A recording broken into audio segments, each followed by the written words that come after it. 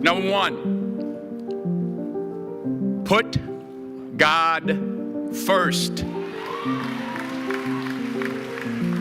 Put God first in everything you do.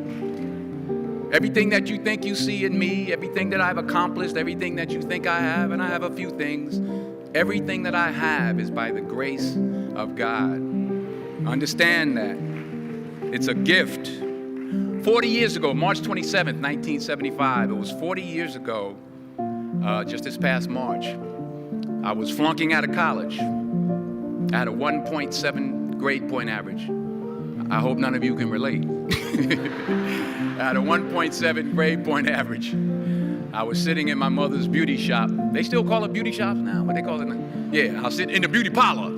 I was sitting in my mother's beauty parlor, and I'm looking in the mirror, and I see behind me this woman under the dryer. And every time she looked up, every time I looked up, she was looking at me, just looking me in the eye. And I didn't know who she was, and I said, she said, somebody give me a pen. Give me a pencil. I have a prophecy. March 27, 1975. She said, boy, you are going to travel the world and speak to millions of people. Now, mind you, I was flunked out of college. I'm thinking about joining the army. I didn't know what I was going to do, and she's telling me I'm going to travel the world and speak to millions of people.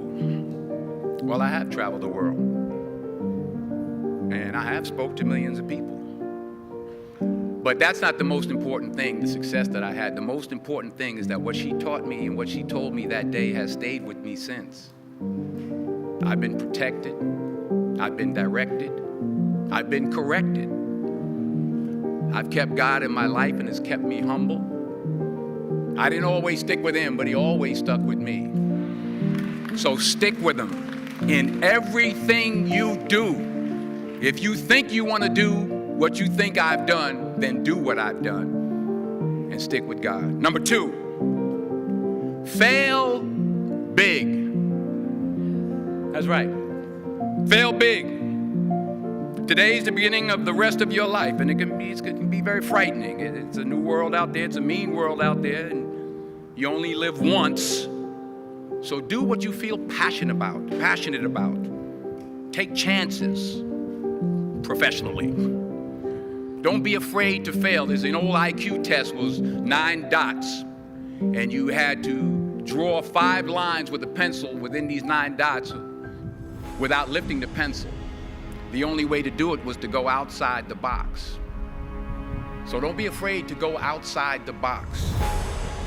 Don't be afraid to think outside the box. Don't be afraid to fail big, to dream big. But remember, dreams without goals are just dreams, and they ultimately fuel disappointment. So have dreams, but have goals. Life goals, yearly goals, monthly goals, daily goals. I try to give myself a goal every day. Sometimes just to not curse somebody out. Simple goals, but have goals.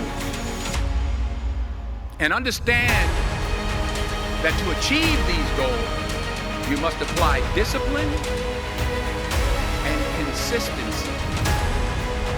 In order to achieve your goals, you must apply discipline, which you have already done, and consistency every day, not just on Tuesday and just a few days. You have to work at it every day. You have to plan every day. You've heard the saying, we don't plan to fail, we fail to plan. Hard work works. Working really hard is what successful people do.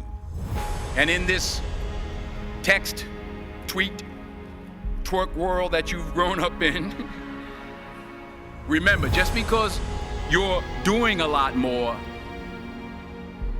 doesn't mean you're getting a lot more done. Remember that. Just because you're doing a lot more doesn't mean you're getting a lot more done. Don't confuse movement with progress.